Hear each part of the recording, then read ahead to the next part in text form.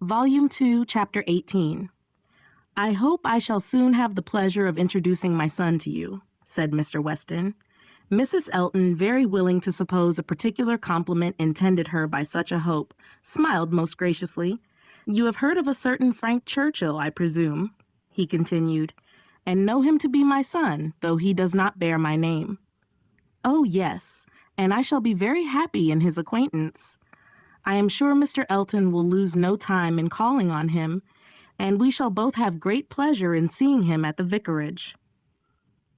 "You are very obliging. Frank will be extremely happy, I'm sure. He is to be in town next week, if not sooner.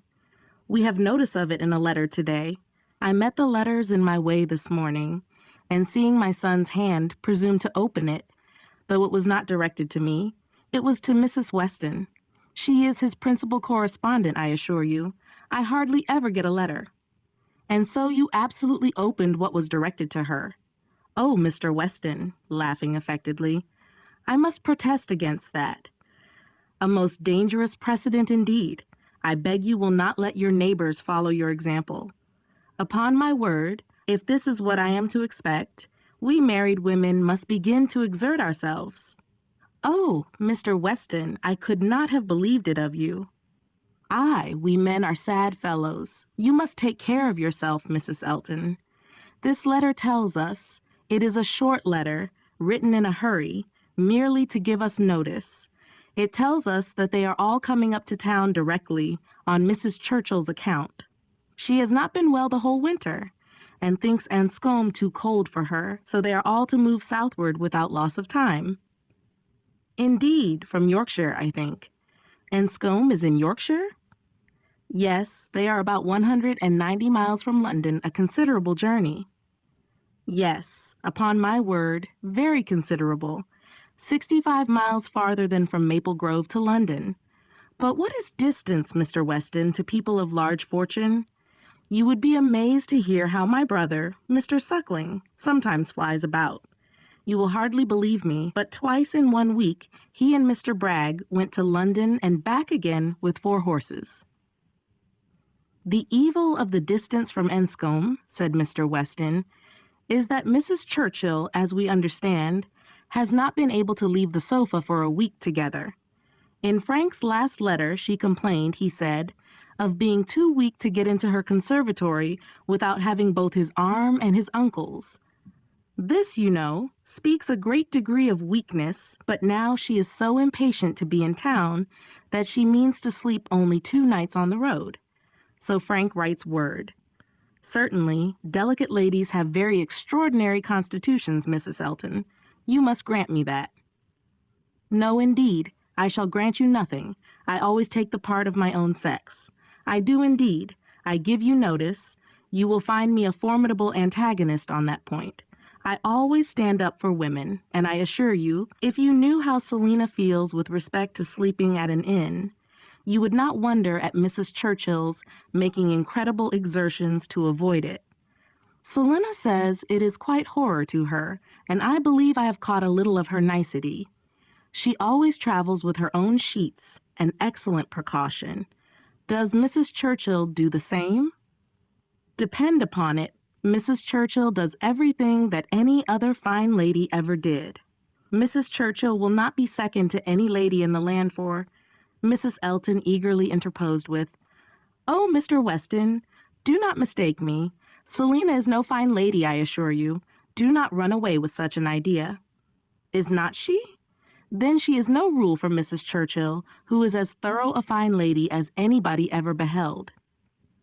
Mrs. Elton began to think she had been wrong in disclaiming so warmly. It was by no means her object to have it believed that her sister was not a fine lady. Perhaps there was want of spirit in the pretense of it, and she was considering in what way she had best retract when Mr. Weston went on.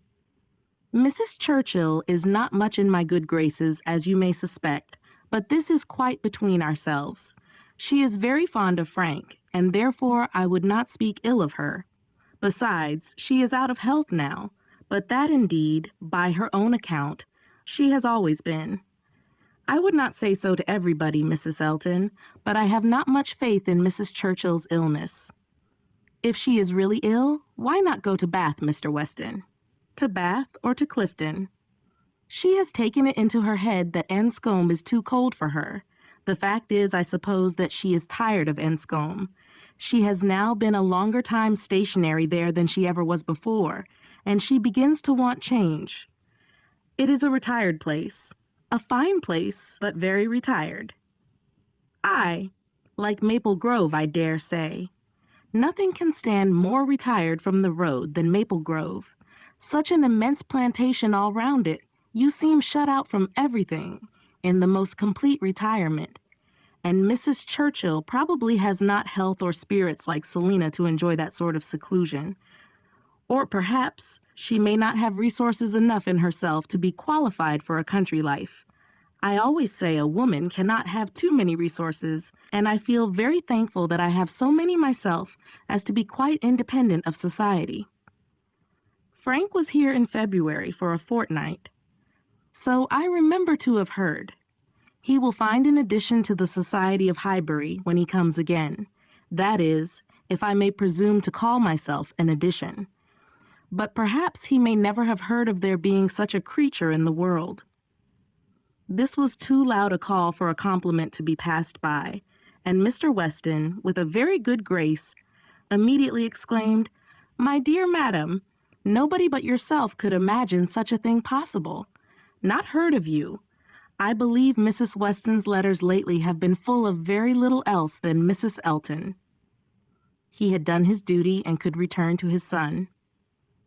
"When Frank left us," continued he, "it was quite uncertain when we might see him again, which makes this day's news doubly welcome. It has been completely unexpected.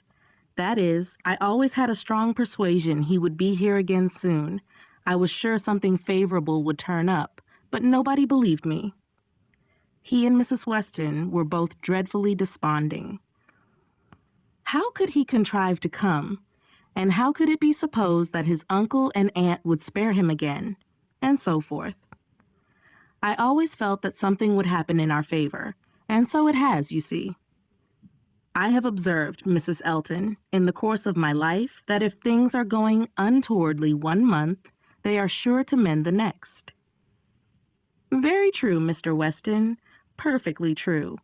It is just what I used to say to a certain gentleman in company in the days of courtship, when, because things did not go quite right, did not proceed with all the rapidity which suited his feelings, he was apt to be in despair, and exclaim that he was sure at this rate it would be May before Hymen's saffron robe would be put on for us. Oh, the pains I have been at to dispel those gloomy ideas and give him cheerfuller views. The carriage, we had disappointments about the carriage. One morning, I remember, he came to me quite in despair. She was stopped by a slight fit of coughing, and Mr. Weston instantly seized the opportunity of going on. "You were mentioning May. May is the very month which Mrs. Churchill is ordered, or has ordered herself, to spend in some warmer place than Enscombe. In short, to spend in London. So that we have the agreeable prospect of frequent visits from Frank the whole spring. Precisely the season of the year which one should have chosen for it.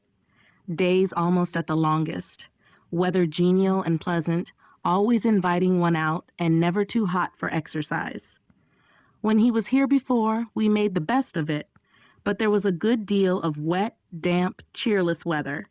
There always is in February, you know, and we could not do half that we intended. Now will be the time. This will be complete enjoyment, and I do not know, Mrs. Elton, whether the uncertainty of our meetings, the sort of constant expectation there will be of his coming in today or tomorrow, and at any hour, may not be more friendly to happiness than having him actually in the house. I think it is so. I think it is the state of mind which gives most spirit and delight. I hope you will be pleased with my son, but you must not expect a prodigy. He is generally thought a fine young man, but do not expect a prodigy. Mrs. Weston's partiality for him is very great, and as you may suppose, most gratifying to me. She thinks nobody equal to him. and I assure you, Mr. Weston, I have very little doubt that my opinion will be decidedly in his favor. I have heard so much in praise of Mr. Frank Churchill. At the same time, it is fair to observe that I am one of those who always judge for themselves, and are by no means implicitly guided by others. I give you notice that as I find your son, so I shall judge of him. I am no flatterer." Mr. Weston was musing. "I hope," said he presently, "I have not been severe upon poor Mrs. Churchill. If she is ill, I should be sorry to do her injustice, but there are some traits in her character which make it difficult for me to speak of her with the forbearance I could wish. You cannot be ignorant, Mrs. Elton, of my connection with the family, nor of the treatment I have met with, and, between ourselves, the whole blame of it is to be laid to her. She was the instigator. Frank's mother would never have been slighted as she was but for her. Mr. Churchill has pride, but his pride is nothing to his wife's. His is a quiet, indolent, gentlemanlike sort of pride that would harm nobody, and only make himself a little helpless and tiresome. But her pride is arrogance and insolence. And what inclines one less to bear, she has no fair pretense of family or blood. She was nobody when he married her, barely the daughter of a gentleman, but ever since her being turned into a Churchill, she has out-Churchilled them all in high and mighty claims. But in herself, I assure you, she is an upstart." "Only think! Well, that must be infinitely provoking. I have quite a horror of upstarts. Maple Grove has given me a thorough disgust to people of that sort, for there is a family in that neighborhood who are such an annoyance to my brother and sister from the airs they give themselves. Your description of Mrs. Churchill made me think of them directly. People of the name of Tupman very lately settled there, and encumbered with many low connections, but giving themselves immense airs and expecting to be on a footing with the old established families. A year and a half is the very utmost that they can have lived at West Hall, and how they got their fortune nobody knows. They came from Birmingham, which is not a place to promise much, you know, Mr. Weston. One has not great hopes from Birmingham. I always say there is something direful in the sound. But nothing more is positively known of the Tupmans, though a good many things, I assure you, are suspected. And yet, by their manners, they evidently think themselves equal even to my brother, Mr. Suckling, who happens to be one of their nearest neighbors. It is infinitely too bad. Mr. Suckling, who has been 11 years a resident at Maple Grove, and whose father had it before him, I believe, at least. I am almost sure that old Mr. Suckling had completed the purchase before his death." They were interrupted. Tea was carried round, and Mr. Weston, having said all that he wanted, soon took the opportunity of walking away. After tea, Mr. and Mrs. Weston and Mr. Elton sat down with Mr. Woodhouse to cards. The remaining 5 were left to their own powers, and Emma doubted their getting on very well. For Mr. Knightley seemed little disposed for conversation, Mrs. Elton was wanting notice, which nobody had inclination to pay, and she was herself in a worry of spirits which would have made her prefer being silent. Mr. John Knightley proved more talkative than his brother. He was to leave them early the next day, and he soon began with, "Well, Emma, I do not believe I have anything more to say about the boys, but you have your sister's letter, and everything is down at full length there, we may be sure. My charge would be much more concise than hers, and probably not much in the same spirit. All that I have to recommend being comprised in, do not spoil them, and do not physic them."